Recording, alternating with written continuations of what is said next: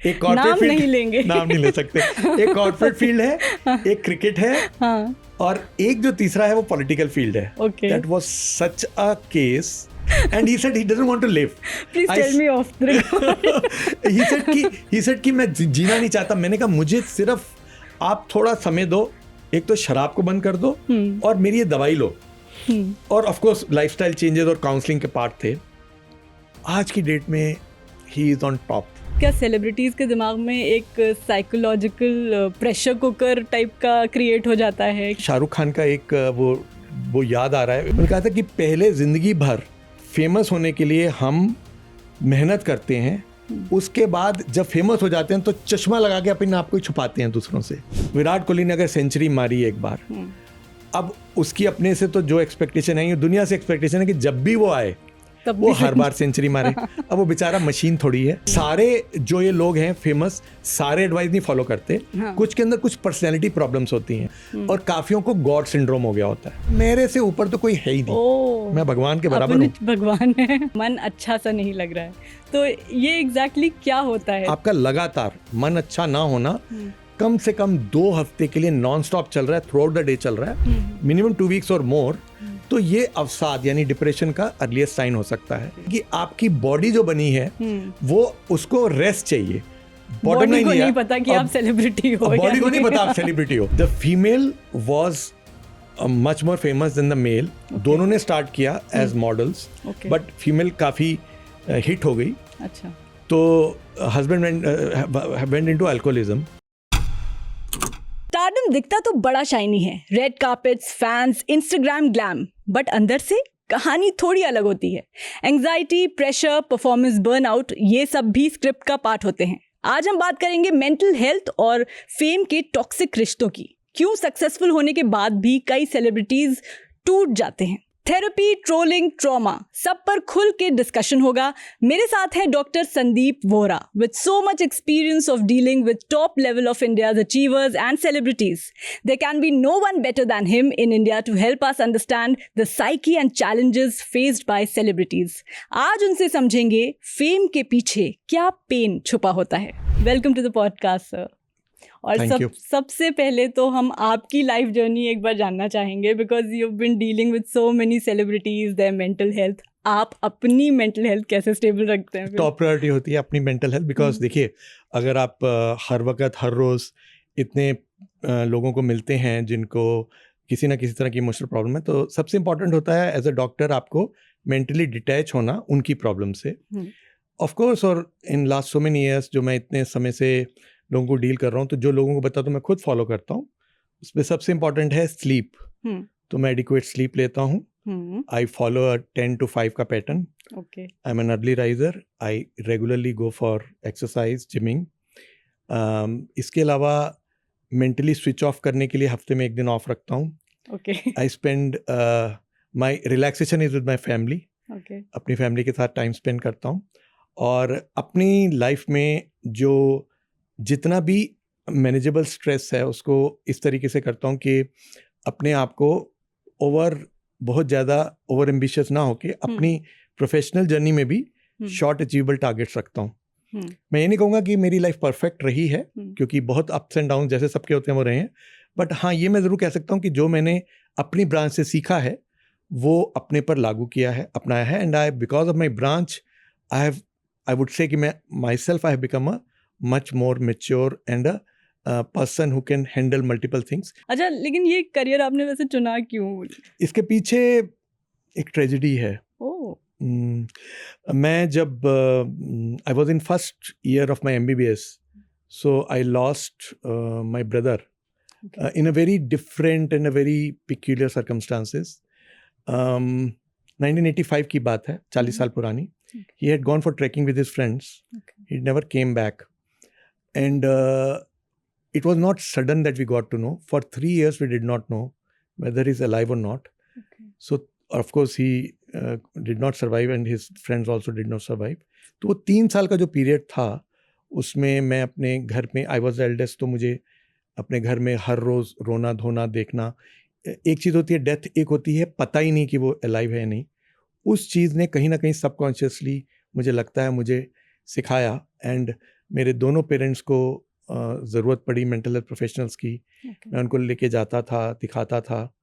मुझे नहीं पता था कि एक दिन मुझे मेंटल हेल्थ प्रोफेशनल वाली फील्ड में आकर एक साइकेट्रिस्ट बनना है।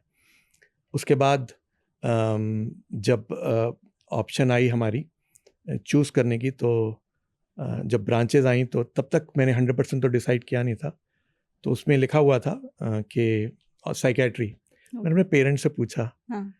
उस वक़्त ये कहा जाता था कि साइकेट्रिस्ट का मतलब कि वो खुद पागल है। आई एम सो हैप्पी कि मैं उस चीज़ को डिफाई कर पा रहा हूँ पिछले 30 साल से। लोग मुझे मिलते हैं और फिर कहते हैं तुम्हारी बातचीत से तुम साइकेट्रिस्ट तो नहीं लगते। मैंने कहा उनकी क्या ब्रीड होती है, अलग होती है कुछ।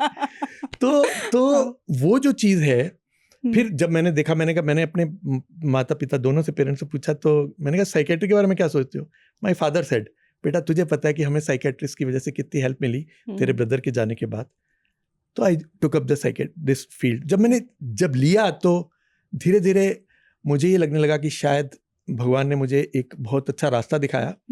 मुझे लगा कि क्योंकि मैं खुद इतने बड़े ट्रॉमा से निकला था, तो मेरी ability to empathise with people who were coming to me with trauma, वो काफ़ी आसान हो गया मेरे लिए उनको समझना। शायद ये रीज़न था कि मुझे बहुत जल्दी ही कनेक्शन, लोगों की बात समझ आनी, और फिर ऑफ कोर्स मेरे को वो एक सोलेस और एक सेटिस्फेक्शन मिलने लगी लोगों को हेल्प करने की। बट आई थिंक जहाँ तक इस ब्रांच का सवाल है, this is the best thing which would have happened to me in my life, that I chose psychiatry. Amazing. अच्छा, जैसे हर शख्स को ये होता है कि स्ट्रेस होता है लाइफ में, एंग्जाइटी होती है, किस लेवल पे आके पता चलता है कि ये इतना मेंटल हेल्थ इशू इतना ज़्यादा हो गया है कि एक हेल्प की ज़रूरत है? देखिए, जब हम स्ट्रेस की बात करते हैं तो दो तरह का स्ट्रेस होता है। एक होता है यू स्ट्रेस, एक होता है डिस्ट्रेस। यू स्ट्रेस का मतलब है कि हल्का सा प्रेशर हमें चाहिए। मान लो मेरा कल एग्जाम है, मुझे उठकर उसकी तैयारी करनी है, क्योंकि अगर मेरे ऊपर हल्का सा प्रेशर नहीं होगा तो मैं किताब खोल के क्यों पढ़ूंगा? तो उतना प्रेशर, यू स्ट्रेस इतना कि मेरे पास, ये मैंने कल एग्जाम देना, मेरे पास इतना प्रेशर होना चाहिए कि नहीं, मुझे उठ के मैंने बैठ के अपने कुछ 4 चैप्टर अगर पढ़ने तो पढ़े। अब ये तो है नॉर्मल स्ट्रेस। अब वही स्ट्रेस मेरे ऊपर इतना ज्यादा प्रेशर करे कि मैं कहूँ कि मेरे बस का नहीं है कुछ, मेरे को लगे कि मैं किताब खोल ही नहीं सकता, या मैं पढ़ूं, मैं कहूँ मुझे याद नहीं रहेगा, या मेरे अंदर घबराहट, बेचैनी इस तरह से हो जाए कि मेरे अंदर, बॉडी के अंदर और माइंड के अंदर चेंजेस चले जाएं, तो वो डिस्ट्रेस में कन्वर्ट हो जाता है, जिसको हम एंग्जाइटी कहते हैं, परफॉर्मेंस एंग्जाइटी कहते हैं। तो कोई भी सिम्टम ऐसा जो आपको अंदरूनी रूप से नॉर्मल नहीं रहने दे रहा, या आपके आसपास वाले आपको टोक रहे हैं कि आपको कुछ दिक्कत है या आप अपनी नेचर से हट रहे हैं, वो यूजुअली अर्लीस्ट इंडिकेटर होता है कि आपको कोई प्रॉब्लम है या आपको कोई इमोशनल हेल्थ इशू स्टार्ट हो रहा है। ओके। अच्छा, आजकल एक मीम बहुत चला हुआ है, एक वेब सीरीज का पार्ट था कि मन अच्छा सा नहीं लग रहा है। तो ये एग्जैक्टली क्या होता है जो मन अच्छा सा नहीं लग रहा होता? देखिए, इसमें मन अच्छा नहीं लगना, इसके एक तो है, एक लेमैन को समझाने के लिए, मन अच्छा नहीं लगना, कभी भी हमें किसी भी स्टेज पे छोटी मोटी कोई दिक्कत से हम अपसेट हो सकते हैं, तो थोड़े समय के लिए, 5 मिनट के लिए, 5 मिनट से लेकर 1 घंटा, तो हमको बहुत टेम्परेरी हमें लगता है कि we are not feeling well, क्योंकि ये बात थी मेरे हिसाब से नहीं हुई, या किसी ने कुछ कहा मैं अपसेट हुआ, वो अब नॉर्मलिटी नहीं है, वो नॉर्मल है। बट अगर आपको लगता है कि परसिस्टेंट, आपका लगातार मन अच्छा ना होना कम से कम 2 हफ्ते के लिए नॉन स्टॉप चल रहा है, थ्रू आउट द डे चल रहा है, मिनिमम 2 वीक्स और मोर, तो ये अवसाद यानी डिप्रेशन का अर्लीस्ट साइन हो सकता है। ये अगर आता है तो इसका मतलब है कि आपको डिप्रेशन हो रहा है, आपको you must talk to somebody, या आप मेंटल हेल्थ प्रोफेशनल की हेल्प लें। ओके। अच्छा, now coming to the topic कि फेम की हम लोग बात कर रहे थे, ये क्या मतलब, अगर फेमस होने के बाद क्या सेलिब्रिटीज़ के दिमाग में एक साइकोलॉजिकल प्रेशर कुकर टाइप का क्रिएट हो जाता है? क्या होता है? मुझे आपकी इस बात से ना शाहरुख खान का एक वो याद आ रहा है। उन्होंने कहीं कोट था, उन्होंने कहा था कि पहले जिंदगी भर फेमस होने के लिए हम मेहनत करते हैं, उसके बाद जब फेमस हो जाते हैं तो चश्मा लगा के अपने आप को छुपाते हैं दूसरों से। उन्हीं का कहा हुआ है, तो और ये फैक्ट भी है। तो देखिए, फेमस, पहले तो आप मेहनत करो फेमस होने के लिए। कहा जाता है it is lonely at the top, you know, which is a fact, कि आप अगर फेमस हो रहे हैं या फेमस होते हैं, आपने पहले जिंदगी की सारी आपने मेहनत की, ऑफ कोर्स आपने हर तरीके से कोशिश की, आप फेमस हुए। जब आप फेमस होते हैं तो एक तो आपको कई बारी उसके लिए बहुत कॉस्ट पे करनी पड़ती है, वेरियस फॉर्म में, कोई भी रीजंस हो सकते हैं, कोई भी तरीके हो सकते हैं, जिसकी वजह से आप मेहनत के अलावा आप पहुंचे जहां पहुंचे, मेहनत की आपने और आपको किस्मत ने का साथ दिया। बट जब आप पहुंचते हैं तो इट इज ऑल्सो सेड कि it is easier to reach on top but difficult to maintain that position. अब अगर आप फेमस हैं और आपकी, मान लीजिए हम फिल्म वर्ल्ड को लेते हैं, या दो ऐसे वर्ल्ड हैं जो इमीडिएटली सबको समझ है, क्रिकेट वर्ल्ड और फिल्म वर्ल्ड। अब विराट कोहली ने अगर सेंचुरी मारी एक बार, अब उसकी अपने से तो जो एक्सपेक्टेशन है, दुनिया से एक्सपेक्टेशन है कि जब भी वो आए वो हर बार सेंचुरी मारे। अब वो बेचारा मशीन थोड़ी है, he is a human being like us. वो इतनी मेहनत के करने के साथ साथ we are all human beings, तो कभी नहीं भी बनती। सिमिलरली अगर किसी टॉप के एक्टर की पिक्चर हिट हुई, शाहरुख खान की हिट हुई या आमिर खान की हिट हुई, और उसके बाद जब नहीं होती है तो वो जो है, और इन सब बड़े एक्टर्स ने इंक्लूडिंग जिनके नाम लिए, सब ने ओपनली बोला है कि they have pass through depression. Aamir Khan is very vocal about him taking therapy. तो ये जो चीज़ है हमें समझना ज़रूरी है कि फेमस होने के लिए आप एक तरफ मेहनत करते हो, उसको मेंटेन करने के लिए दिक्कत होती है, और उसके अलावा आपकी लाइफ में इतने मेजर चेंजेस आते हैं। तो एक नॉर्मल व्यक्ति जो घर पर बैठ के किसी को भी देखता है तो उसको ये समझना चाहिए कि इस व्यक्ति की जहां पर वो पहुंचा है उसके पीछे उसने कितनी मेहनत की होगी, कितनी रातों को सोया नहीं होगा, उसने क्या क्या नहीं किया होगा, तो उसको समझना चाहिए। और फिर जब आप इस सिचुएशन में आते हैं तो आपको हर बार एक परफॉर्मेंस एंजाइटी होती है, एक एक्सपेक्टेशन अपने आप से होती है, एक एक्सपेक्टेशन सोसाइटी की आपसे होती है। तो जब वो चीजें मैच करती है तब तो बहुत अच्छा है। जब वो नहीं करती, लॉ ऑफ एवरेजेस की बात करेंगे तो सेंचुरी भी हर बार नहीं होगी और आपकी पिक्चर भी हर बार हिट नहीं होगी। तो वो जो चीज है, वो जो चीज एक लॉ ऑफ एवरेजेस के हिसाब से जब वो नीचे आता है व्यक्ति, तो उसको बहुत दिक्कत होती है। काफी केसेस को आप देखोगे वो वन हिट वंडर्स होते हैं, चाहे वो क्रिकेट के वर्ल्ड में हो, चाहे वो मूवी वर्ल्ड में हो। एक बारी पिक्चर सुपर हिट हुई, उसके बाद कुछ नहीं, तो आप सोचो उनकी जिंदगी क्या रही। वो डिप्रेशन में जीते हैं, या अल्कोहलिज्म में चले जाते हैं, या वो बाकी तरह के नशों में या उल्टी सीधी चीजों में चले जाते हैं। तो इसलिए हमको समझना चाहिए कि फेम जो है वो कहना आसान है, it's a double edged sword, so we have to be careful about it. जब उनको पता है कि अब वो फेमस होने की राह पर निकल चुके हैं, haven't they already signed up for it? देखिए, मेरे पास इतने मैं ये कहूँगा सक्सेसफुल लोग आते हैं from all walks of life, चाहे आप बोलिए बिजनेस वर्ल्ड बोलिए, चाहे आप क्रिकेट बोलिए, चाहे वो फिल्म वर्ल्ड बोलिए, चाहे वो टीवी वर्ल्ड बोलिए। मुझे एक चीज़ बहुत अंदर से सेटिस्फेक्शन मिलती है कि गुड कि मैं इनकी जगह पे नहीं था।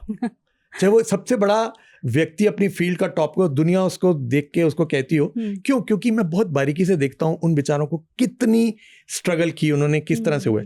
जो आपने क्वेश्चन पूछा कि उनको पता नहीं लगता, एब्सोल्युटली नहीं पता लगता। उसका रीजन है कि जब आप एक क्रिकेटर है, मैं नाम किसी का नहीं ले सकता, बट मैं जब भी आपको एग्जांपल दे रहा हूं तो मेरे दिमाग में कुछ ना कुछ उनकी पिक्चर चल रही है जिनका मैं एग्जांपल दे रहा हूं। वो क्रिकेटर बचपन से उसको सिखाया गया था, उसने सुबह 4 बजे उठना है और रात के 10 बजे तक वो प्रैक्टिस करता। उसको पता भी नहीं था कि साथ में दूसरे वाले घर में कौन।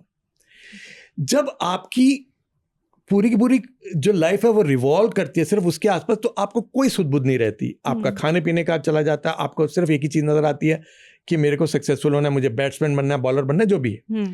तो जब तक और आपके पास कोई गाइडेंस नहीं होती, या तो आप सेकंड जनरेशन थर्ड जनरेशन वाले, आप या तो क्रिकेट में हो या फिल्म वर्ल्ड में हो या बिजनेस वर्ल्ड में हो, और किसी ने अगर सफर किया है तो वो आपको गाइड कर सकता है। अगर पिता को कभी दिक्कत थी तो वो कह सकता है कि देख ये जो तरीका था, जब मैं पूरी रात नहीं सोता था तो मुझे बाद में डिप्रेशन एंजाइटी हुआ। वहां पे तो गाइडेंस होती है, बट जो फर्स्ट टाइमर्स हैं उनको कोई गाइडेंस नहीं होती जब तक वो बुरी तरह से आकर रुक नहीं जाते, बिल्कुल ब्रेक नहीं लग जाता, या जब तक उनका जो प्रोफेशन है उनसे वो उनको इस प्रॉब्लम की वजह से निकल नहीं पड़ता, तब तक नहीं होता है। इसके अलावा यूजुअली ये लोग जो सारे हैं, they are surrounded by yes man. अच्छा। तो उनके सारे के सारा ऐसा वो होता है कि बहुत बार ऐसे होता है कि डॉक्टर की अपॉइंटमेंट के लिए भी वो पहले डिसाइड करते हैं कि बॉस का मूड है मिलने का है नहीं, तो वो हमारे को कन्वे करते हैं। मैंने कहा ठीक है भाई, हमारा ये तरीका है, आप उनको समझा दीजिए। हाँ। तो वो जो आसपास का कई बार ऐसे होता है कि एक सर्कल ऐसा बना लेते हैं कि अगर उनको दिक्कत भी हो रही होती है तो वो रियलाइज नहीं करवाया जाता, क्योंकि जो उनके आसपास के लोग होते हैं उनकी सारी की सारी लाइफ उन पे डिपेंडेंट है, उस बॉस पे, तो वो फिर वो गाइडेंस नहीं मिलती। तो बहुत कॉमन होता है मेरे पास, आई वुड से यूजुअली जब लोग आते हैं तो काफ़ी हालत बिगड़ी होती है। अच्छा। या तो वो अपनी चीज़, अपनी जो भी उनकी ब्रांच होती है उससे निकल गए होते हैं, निकलने की सोच रहे होते हैं, but I am very happy to say कि काफ़ी केसेस में मैं उनको आज की डेट में उन लोगों को जब मैं देखता हूँ तो it gives me lot of satisfaction, they are doing so wonderfully well with me as a lifestyle coach और एज देयर साइकोथेरेपिस्ट और एज देयर साइकेट्रिस्ट. तो that gives a lot of solace to me that okay they took my advice very seriously. सारे जो ये लोग हैं famous, सारे advice नहीं फॉलो करते. कुछ के अंदर कुछ पर्सनैलिटी प्रॉब्लम्स होती हैं और वो बाय नेचर इतने ज़्यादा डोमिनेटिंग होते हैं, उनको लगता है कि जो एडवाइस दी जा रही है तो मैं तो वो, और काफियों को गॉड सिंड्रोम हो गया होता है. What is that? कि मेरे से ऊपर तो कोई है ही नहीं, मैं भगवान के बराबर हूँ. भगवान है. हाँ, तो फिर हम कहते हैं भाई ठीक है भाई, फिर अब आप ही देखो, हम तो तुच्छ प्राणी हैं, so we can't do anything. So usually unless until I feel कि ये जो व्यक्ति है मेरे साथ मेरे हिसाब से चलेगा, तो फिर मैं इनकरेज नहीं करता उनको. फिर मैं कहता हूँ कि आप किसी और को दिखाइए. And I am very happy कि मेरी चीज़ ने मुझे हेल्प किया है और मैं यूजुअली उन्हीं लोगों के साथ रहा हूँ जिन्होंने मेरी बात मानी और वो फिर उस चीज़ से निकल कर और शाइन किए हैं. Most of them. ओके. अच्छा, आपने डील किया है सेलिब्रिटीज़ के साथ भी, फिर आप कॉर्पोरेट लाइफ के लोगों को भी देखते हैं, तो दोनों ही काम कर रहे हैं अपना, लेकिन क्या डिफरेंस होता है? बहुत बड़ा फर्क है. देखिए, कॉर्पोरेट लाइफ की बात कर रहे हैं तो वो लोग, उनका 9 to 5, 9 to 10, 9 AM to 10 PM जो भी है, मतलब उनके जो एक नॉर्मल व्यक्ति है और जो वर्क कर रहा है उसके जो रिलेटेड स्ट्रेस उसको because of excessive work, imbalance, work life imbalance या रिलेशनशिप इश्यूज, वो सब होता है, उसकी वजह से स्ट्रेस होता है. यहाँ पे अगर हम टॉप मतलब हेड्स की बात करें जो एक्चुअली ऑल टाइम लगे रहते हैं, लाइक इवन कॉर्पोरेट कल्चर में जो हेड्स होते हैं, not the normal employees. Okay, अगर हेड्स की बात करते हैं तो देखिए, जहां हम बात करते हैं फेमस लोगों की, फेमस लोगों का मतलब हो गया कि वो लोग जो हर वक्त पब्लिक स्क्रूटनी में रहते हैं. पब्लिक स्क्रूटनी का मतलब है कि आपने जब फेमस हुए थे तो चाहे आपने नहीं सोचा था, बट आपने जो अपनी लाइफ है वो आपने पब्लिक के आगे आपको रखनी पड़ेगी. You have to be answerable. अगर वो आपके फैन हैं तो वो कुछ चीज़ें आपसे डिमांड करते हैं, उनका एक इतना राइट बनता है आपके लिए कि वो आपके बारे में जाने. वो इंक्विजिटिवनेस हो सकती है, वो इंट्रूसिवनेस बन सकती है कि वो आपको लगा यार ये तो हद होगी कि मैं खा कैसे रहा हूँ, मैं चल कैसे रहा हूँ, हर एक पे कमेंट आ रहे हैं मेरे पास सोशल मीडिया पे. तो ये जो सक्सेसफुल लोग पब्लिक डोमेन में सक्सेसफुल होते हैं, जैसे अभी आप बिजनेसमैन की बात की, वो पब्लिक डोमेन में सक्सेसफुल वाली बात नहीं है. वो अपने उसमें कॉर्पोरेट वर्ल्ड में सक्सेसफुल हो सकते हैं, बट उनको इस तरह की पब्लिक गेज में जो क्रिकेटर्स की या हम फिल्म वर्ल्ड की बात कर रहे हैं वो नहीं होती है. तो मैं उन पे भी आता हूँ, जो कॉर्पोरेट वर्ल्ड के क्या स्ट्रेसेस होते हैं आता हूँ, बट जो ये वाले लोग हैं इनको अपनी लुक्स को मेंटेन करना होता है. इनको इनसिक्योरिटी होती है क्योंकि ये ऐसी जगह बैठे हैं जब कोई भी अगले दिन आकर इनको डिस्प्लेस कर सकता है. इनको हाईली कॉम्पिटिटिव होते हैं. अब जो पूरा वो आपका जो पूरा एटमॉस्फेयर है, और इनके लिए इनकी शेल्फ लाइफ भी कम होती है. जो जहाँ तक ग्लैमर वर्ल्ड की बात होती है तो लुक्स में आपको हर वक्त अपने आप को फिट रखने के लिए आपको रेगुलर जिमिंग करनी है, आपको मेकअप करना है, आपको खाने पीने में ध्यान करना है, आपका एक्सेसिव वर्क अगर है तो आपकी स्लीप उड़ गई. ये सारी चीज़ें मिलकर आपके ऊपर बहुत लोड डालती हैं और फिर आपको जो कमेंट्स आएंगे वो आपको हर्ट करेंगे. तो आपको वर्चुअली इन लोगों को मैं फिर बोलता हूँ कि आप समझिए, एक कान से सुन के दूसरे कान से निकालना पड़ेगा, आपको ढीठ बनना पड़ेगा. Many of them get adjusted, some of them जो बहुत ओवर सेंसिटिव होते हैं उनको वो चुप जाती है बात, तो वो धीरे धीरे ही लर्न करते हैं. तो इन लोगों पे जो पब्लिक स्क्रूटनी में रहते हैं उनके ऊपर डेफिनेटली नॉर्मल से बहुत ज्यादा, I would say 10 times pressure होता है. ओके, आपने बात की कॉर्पोरेट वर्ल्ड के सीईओज की, या उसकी बात करते हैं. देखिए, उनके सामने अलग तरह के प्रेशर्स होते हैं. उनके सामने प्रेशर होता है एक टीम को चलाना, उनके ऊपर प्रेशर होता है रिटर्न ऑफ इन्वेस्टमेंट, उनके ऊपर प्रेशर होता है कि जो भी प्रोडक्ट लॉन्च हो रहा है उसको टाइमलाइन के हिसाब से मैनेज करें, और ऑफ कोर्स कंपटीशन काफ़ी कॉमन है इस तरह के केसेस में. जो लोग ज़रूरत से ज़्यादा अपने कॉर्पोरेट वर्ल्ड में चले जाते हैं उनकी फैमिली लाइफ डिस्टर्ब हो जाती है, बैलेंस नहीं बना पाते. काफ़ी केसेस में देखता हूँ जिसमें वो एडिक्शन में चले जाते हैं. किसकी? डिजिटल एडिक्शन में. तो वो वाली चीज़ होती है कि वो बैठे हुए हैं, अब उन्होंने एक बार बातचीत की, मीटिंग्स की, उसके बाद क्या करें, तो एडिक्शन में उनकी फिर गेमिंग की एडिक्शन होती है. कई तरह से लोग मिलते हैं हमें. तो जिस तरह की आपकी एनवायरनमेंट है, जिस तरह की आपकी प्रोफाइल है, उस पे बेस्ड है आपका क्या स्ट्रेस है और कैसा है. एक कॉमन मैन के लिए समझिए 5 एरियाज इंपॉर्टेंट है आपकी लाइफ के. आपको ये देखने के लिए आपकी इमोशनल वेलनेस किस पे डिपेंडेंट है. आपकी नेचर, आपकी सर्कमस्टांसेस, आपकी प्रोफेशनल लाइफ, आपकी पर्सनल लाइफ और आपकी बॉडी कैसे रिस्पॉन्ड कर रही है। ये 5 चीज़ों को जोड़कर जो मिश्रण बनता है वो आपकी इमोशनल हेल्थ डिसाइड करता है। अब उसमें आप एक नॉर्मल व्यक्ति को रखें या एक सेलिब्रिटी को रखें, एक पावरफुल आदमी को रखें, सब हम ह्यूमन बींग्स उसी में आते हैं। तो उस चीज़ का, उन सब चीज़ों पर जो लोड है, उसका जो अमेलगमेशन है, उस पर आपकी इमोशनल हेल्थ डिपेंड करती है। ओके। ऑल्सो एक तरह से देखें तो सेलिब्रिटीज़ के साथ इतने फैंस, पूरी दुनिया मतलब उनके साथ है हर तरह से, बट स्टिल जब इन लोग से बात करो या जब ये अपने बारे में बताते हैं तो दे से कि बहुत लोनली फील होता है। Yes, right. ये भीड़ में या अकेलापन कैसा है? जी देखिए, ये जो भीड़ है ये एक फॉल्स सेंस ऑफ अचीवमेंट देती है, क्योंकि जिस दिन आप सक्सेसफुल नहीं रहे तो आपको कोई नहीं पूछेगा। और ये बहुत बड़े बड़े स्टार्स, कुछ ने ओपनली बोला है, और जिनको मैं जानता हूँ वो दे से कि जब तक हमारे सामने हमारी मूवीज हिट होती थी, जब तक इस तरह की कोई चीज़ थी तो सारे हमारे पीछे होते थे, और अदरवाइज जब नहीं रही तो हमें कोई नहीं पूछता, और ये बहुत कॉमन होता है। तो ये ज़रूर माना जाता है कि आप ये जो चीज़ है ये ऐसी चीज़ है जो एक परसेप्शन है और आपकी ईगो को बूस्ट करती है when you see lots of people waiting for you.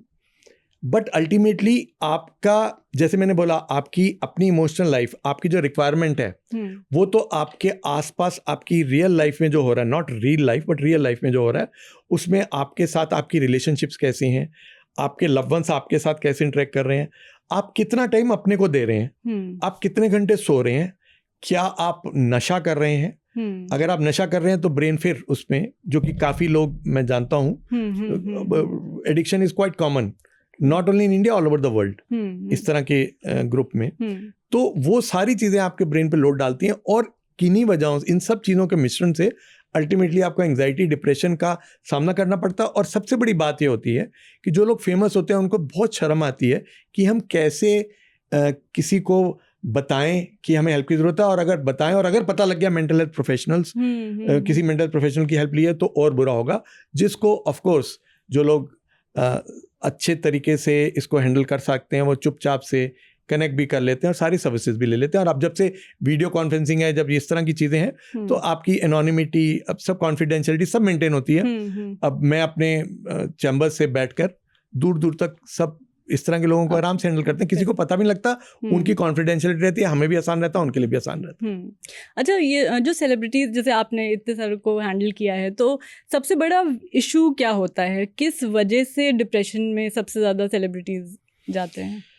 मेरे पास जो आते हैं, अगर मैं सोचूं तो एक तो पीक पे था, अपनी पीक पे, टॉप पे। अच्छा, ओके। Super hit. ओके। जब आप सुपर हिट होते हैं, आपके पास चारों तरफ से इतने प्रोजेक्ट्स आ रहे हैं, इतना सारा काम आ रहा है, आप क्योंकि आप इस फील्ड में हो, आप इनसिक्योर हो, आपको लगता है आज आ रहा है कल आए ना आए, आप हर एक काम के लिए हाँ करते रहते हो। अल्टीमेटली उनको जब मैंने पहली बार देखा तो 2 साल से उनकी नींद थी नहीं, तो वो ब्रेन बिल्कुल ब्रेकडाउन, सीवियर ब्रेकडाउन हुआ। तो पीक पर जब आपके पास बहुत ज्यादा काम आ रहा है, तो आप अगर उसको हैंडल नहीं करोगे ठीक तरीके से, या आप मना नहीं करोगे, तो वो आपकी मेंटल हेल्थ को तो ले डूबेगा। ओके। एक और केस जो मेरे दिमाग में है वो टेम्परेरीली बर्नआउट था, विच आई वुड से कि cognitive behaviour therapy, which is talk therapy and a thought of talk therapy, and you actually go into the depth of the thoughts. तो उनके साथ मेरे काफ़ी CBT sessions मैंने किए, and that person I was able to bring him out, and today he's shining. तो एक और कैटेगरी थी जिनको अल्कोहल इंड्यूस्ड, अल्कोहलिज्म था, बहुत उनके काम ज़्यादा होता है तो वो अल्कोहल साथ साथ चलती है, तो उसकी वजह से मेंटल डिसऑर्डर। काफ़ी केसेस में लाइफस्टाइल इश्यूज, एक जिनको मैंने देखा बहुत बड़े कॉर्पोरेट वर्ल्ड के वो हेड थे, मतलब कॉर्पोरेट वर्ल्ड से थे, so he had not slept for so many years. So I told him, he said कि मुझे तो थकावट नहीं होती, तो मैंने बोला इसको हम मूड डिसऑर्डर का पार्ट कहते हैं। तो आप इतने सालों से सोए नहीं, आपको लगता है ये पॉसिबल है? तो पहला स्टेप था, उनको हमने फिर इस तरह से ट्रीट किया that he would started sleeping, and of course he recovered. तो जो आपका, जब आप एक बारी किसी भी प्रोफेशन में जाते हैं तो आपको समझना चाहिए कि आपकी बॉडी जो बनी है वो उसको रेस्ट चाहिए। बॉडी को नहीं पता कि आप सेलिब्रिटी हो, बॉडी को नहीं पता आप सेलिब्रिटी हो, बॉडी को नहीं पता कि आप पावरफुल हो या ये हो, बॉडी को तो रेस्ट चाहिए। बॉडी को 8 आवर्स की स्लीप हम कहते हैं, नहीं तो 6 to 8 आवर्स का मैं बोलता हूँ, 7 आवर्स आप मान के चलिए जरूर लेना। और remember, night time sleep is most important, क्योंकि जो हमारा ब्रेन रिलैक्स करता है वो नाइट टाइम स्लीप से करता है। डे टाइम में आप कंपलसेट जरूर कर लो, बट वो चीज नहीं होती। तो हमारा सारा बॉडी का जो मैकेनिज्म है रीसेट होता है वो रात की नींद से होता है। अच्छा, कई बार सेलिब्रिटीज जब बहुत ओपन होते हैं अपने मेंटल हेल्थ इशू को लेकर के, तो ऐसे भी एलिगेशन लगने लगते हैं कि ये पब्लिसिटी स्टंट के लिए देखो, बोला एक तो जा पहली रहा बात है, जो लोग ओपनली आते हैं, आई मस्ट अप्रिशिएट देम। जो फेमस लोग आकर ओपनली एक्सेप्ट करते हैं, I really say hats off to them, I salute them कि उन्होंने इतनी करेज किया। और अब तो ये trend all over the world आ रहा है सब।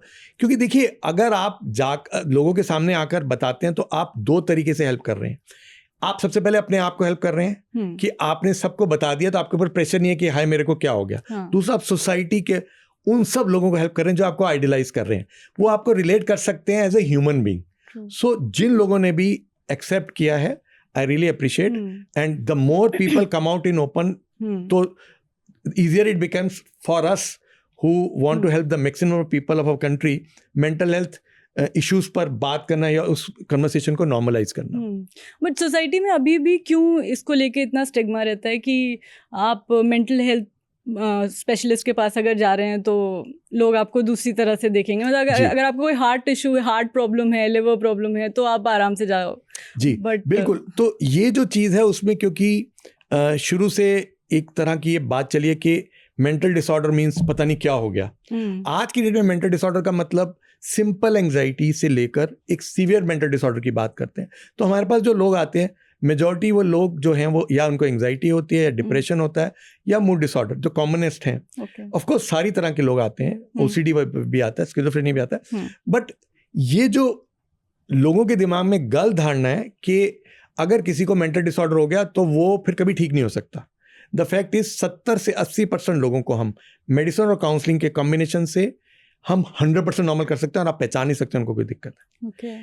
तो सोशल टैबू जो है, और जो धीरे धीरे कम हो रहा है, स्पेशली जो यंगर जनरेशन है, मुझे खुशी है बोलते हुए कि यंगर जनरेशन जो है वो बहुत ओपन है, और उनको पता है कि we are all human beings, और ये एंग्जाइटी और डिप्रेशन कभी भी किसी को भी हो सकता है। और जैसे किसी को ब्लड प्रेशर होता है, ब्लड प्रेशर के लिए आप डॉक्टर के पास जाते हैं, वो आपको बोलेगा लाइफस्टाइल चेंज करो, और अगर दिक्कत बढ़ी हुई है तो वो दवाई लिखेगा। सेम हमारे साथ है। आप किसी को एंग्जाइटी डिप्रेशन स्टार्ट होता है तो हम उनको सिर्फ लाइफस्टाइल वाले इश्यूज हैं तो उस पर बताते हैं। अगर वो हमारे पास आते हैं जब तक दिक्कत बढ़ गई होती है तो कुछ समय के लिए, कुछ केसेस में कुछ समय के लिए मेडिकेशन, कुछ समय के लिए लंबी चलती है। बट मेडिकेशन के नाम पे इतना हुआ होता है कि दवाई तो पता नहीं क्या हो जाएगा। बड़ी सीधी बात है। जब कोई मुझे कहता है, मैंने कहा देखो, दवाई से आपकी लाइफ नॉर्मल हो सकती है, आप लीजिए। जैसे आपने ब्लड प्रेशर को कम करने के लिए ब्लड प्रेशर की दवाई लेते हो, शुगर को कम करने के लिए शुगर की दवाई लेते हो, वैसे हमारी दवाइयाँ, वैसे ये सारे मेडिकल डिसऑर्डर्स हैं एंड ट्रीटेबल हैं। Of course judicious use of medicine only with the help of a mental, under the guidance of a mental health professional, that should be the norm. Okay अच्छा, क्या आपके पास ऐसे भी clients आए हैं, celebrities, जो relationship issue की वजह से डिप्रेशन में? Yes, if you want to recall. Yes yes, of course. One of them was it was an interesting case. The female was much more famous than the male. दोनों ने start किया as models, but female काफी hit हो गई। अच्छा। तो husband went into alcoholism. Okay. And I had at that time treated the husband, but gradually उनकी बनी नहीं, and they separated. Okay. तो ये कॉमन होता है रिलेशनशिप का। कई बारी आपके देखिए, जो भी इस तरह के केसेस होते हैं उसमें बहुत कॉमन होता है कि जब आप, स्पेशली अगर आप ग्लैमर वर्ल्ड की बात करें, तो टेम्पटेशंस ज़रूर से ज़्यादा होती हैं। आपके जो chances of connecting with the opposite sex काफ़ी मल्टीपल टाइम्स ज़्यादा होता है as compare to other professions. तो उसमें बहुत कॉमन है कि इन्फेचुएशंस और अटैचमेंट होती हैं, बट वो लाइक ऑल ऑफ अस वो फिर हर्ट तो करती हैं। तो येस, आई गेट पेशेंट्स जिसमें, आई गेट कपल्स जिसमें रिलेशनशिप इश्यूज होते हैं, मैरिटल डिसहार्मनी कॉमन होता है, but the way we treat all others same way treated. हाँ, ये ज़रूर है, उसमें हर चीज़ को, जब आप एक फेमस कपल अगर होता है तो उसके आसपास की इश्यूज बहुत ज़्यादा कॉम्प्लिकेटेड होते हैं, हैंडल करने की बात होती है। तो depending on the dynamics of that particular couple we suggest therapy. Okay, अच्छा, ऑल्सो जब ये मेंटल हेल्थ इशू की बात होती है तो do you have more female clients या फिर more male clients? Do you have any such देखिए, डेटा? कहा जाता है कि females are more predispose but male seek earlier treatment, but ये है कि आई वुड से कि हमारे पास दोनों ही टाइप्स आती हैं, ऐसा नहीं है। फीमेल्स का थोड़ा सा ये होता है, वो they tend to take help late. अच्छा, क्योंकि जो कॉन्सेप्ट है कि they look after all others, अपने आप को लोएस्ट प्रायोरिटी पे रखती हैं, तो जब तक उनको बहुत ज़्यादा दिक्कत नहीं होती तो आती है। बट येस, हमारे पास दोनों टाइप के आते हैं, ऐसा नहीं है कि कोई एक मेल ज़्यादा फीमेल ज़्यादा। ओके, अच्छा, एक 2022 की स्टडी है, वो कहती है कि क्रिएटिव फील्ड्स में लोग 3 टाइम्स ज़्यादा मूड डिसऑर्डर्स फेस करते हैं। Yes, why? देखिए, आप देखेंगे जो लोग टॉप पर होते हैं उनके अंदर 2 चीज़ें कॉमन होंगी। They will be extra energetic and they will be perfectionist to the core. मतलब आप नॉर्मल लोगों से ज्यादा आपके अंदर एनर्जी होगी, आप ज्यादा देर तक काम कर सकेंगे बिना थके हुए, और आप हर चीज में परफेक्शन डालेंगे। कॉमनेस्ट चीजें देखी जाती है। Okay. तो जब आपका ब्रेन कुदरती रूप से या ओवर पीरियड ऑफ टाइम इस तरह से बन गया कि आप लोगों से हटकर ज्यादा काम कर रहे हैं और ज्यादा मेहनत कर रहे हैं और ज्यादा वो चीजों की कोशिश कर रहे हैं जो बाकी कॉमन मैन नहीं सीख करता थे, जैसे परफेक्शन है, तो your brain will be definitely more predisposed. कहा जाता था पहले कि क्रिएटिविटी और साइकोसिस की जीन सेम होती है। तो क्रिएटिविटी की जब बात करते हैं और मूड डिसऑर्डर की बात करते हैं तो इकट्ठे इसलिए आता है कि आप देखेंगे काफ़ी फेमस सेलिब्रिटीज़, स्पोर्ट्समैन या चैंपियंस ने एक्सेप्ट किया कि उनको बाइपोलर मूड डिसऑर्डर है। तो बाइपोलर मूड डिसऑर्डर में आपके अंदर लो फेजेस और हाई फेजेस होती हैं।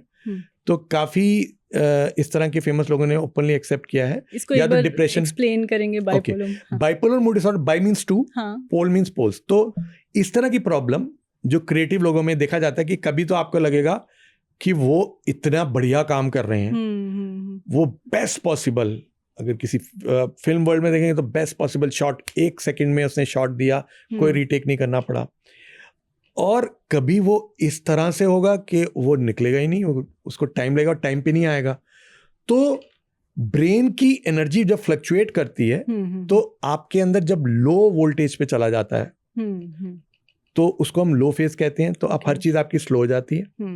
हाइपर फेज में आप ओवर एक्टिव हो जाते हैं, ओवर टॉकेटिव हो जाते हैं, आप ज़रूरत से ज़्यादा काम करते हैं और आपको थोड़े से घंटे की नींद भी नहीं चाहिए होती। जैसे मैंने आपको एग्जांपल दिया था, एक बहुत कॉर्पोरेट हेड थे, तो वो उन्होंने काफ़ी साल तक सोए नहीं थे। तो वो जो चीज़ है उसको हम फिर हाइपोमेनिक फेज कहते हैं। तो bipolar means bi means two, pole means poles, या आपकी लो फेज होगी या हाई फेज होगी।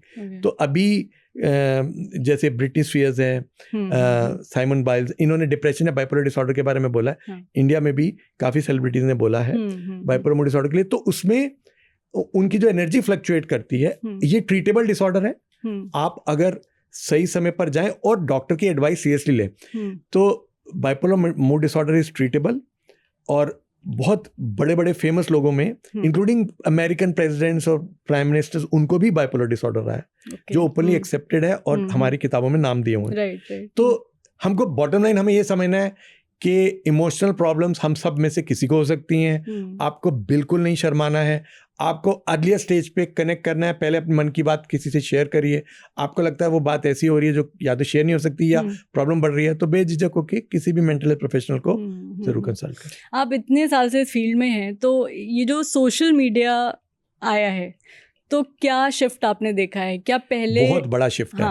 सोशल मीडिया अनफॉर्चुनेटली मेरे पास अब आज की डेट में इतने बच्चे आने लग गए हैं जो कि 12 to 16 hours they are on social media. ये बहुत ही हाईली, एक तरफ सोशल मीडिया ने हमें काफ़ी चीज़ें पॉजिटिव तरीके से भी दी हैं, कनेक्टिविटी दी है, आप लोगों के बारे में जान सकते हैं, बट जब वो एक्सट्रीम में चला जाता है तो वो नेगेटिविटी हो जाती है। सोशल मीडिया से पूरा का पूरा पैराडाइम शिफ्ट हो गया है। यंगस्टर्स का इंटरेक्शन का पैटर्न चला गया है टोटली। हम लोगों के समय पे हम लोग मिलते जुलते थे, इन पर्सन मिलते थे, घूमने फिरने के लिए जाते थे, सब खत्म हो गया। हम सब एक दूसरे की वैल्यू जज कर रहे हैं लाइक्स पे। हम अपने आप को कितना हमने अचीव किया है सोशल मीडिया पे हमारी फॉलोइंग से जज कर रहे हैं, जो कि totally off the track thinking का पार्ट है। आप ज़रूर फेमस हो सकते हैं like any other person, but over indulgence या extreme of anything is bad. तो सोशल मीडिया बेस्ड बहुत सारी प्रॉब्लम्स बढ़ रही हैं। हम बच्चों के अंदर देखते हैं, फिर एडिक्शन देखते हैं, और बहुत ज़्यादा अपनी सेल्फ एस्टीम को, यंगस्टर्स एडोलेसेंस के अंदर एंग्जाइटी डिप्रेशन बढ़ रहा है। जो यंग बच्चियां हैं वो अपनी सेल्फ एस्टीम को कनेक्ट कर रही हैं लुक्स के साथ। अब सोशल मीडिया में आप अगर कोई अपने आप को प्रेजेंट कर रहे हैं, you are portraying yourself best, including a morphed version of yours, और इंक्लूडिंग आपने फोटो शॉप की होंगी अपनी फोटोज, तो आप जो परफेक्ट तरीके से दिखाते हो वो एक्चुअल में नहीं होता है, फिल्टर्स लगा के। और अभी लेटेस्ट, अभी इसी महीने की एक स्टडी है जो कैनेडियन एरिया, कनाडा के एक यूनिवर्सिटी से आई है, जिसमें उन्होंने अराउंड 360 एडोलेसेंट को सोशल मीडिया एक्टिविटीज़ पर एग्जामिन किया, उसके बारे में देखा। तो ये देखा गया कि ना सिर्फ quantity of hours but quality of what you are seeing also tends to put pressure on the brain, and उनके उस कोहर्ट में 49% के पास्ट हिस्ट्री कोई नहीं थी मेंटल प्रॉब्लम की, सोशल मीडिया के एक्सेसिव यूज से हुई। तो सोशल मीडिया यूज करिए, but everything in moderation and in a balanced. अच्छा, ये जो ट्रोल्स होते हैं, अगर आपके पास क्लाइंट आते हैं और ट्रोल को लेकर के परेशान हैं, तो आप किस तरह उनको क्या एडवाइस देते हैं? देखिए, ट्रोलिंग एक ऐसा फैक्ट है जो हम सबको एक्सेप्ट करना पड़ता है, और इनवेरिएबली जब लोग आते हैं तो हम सबसे पहले तो उनको ये समझाते हैं भैया कुछ चीज़ें हमारे कंट्रोल में नहीं है। आप किसी को, आप एक बार शुरू होंगे तो there no end to it.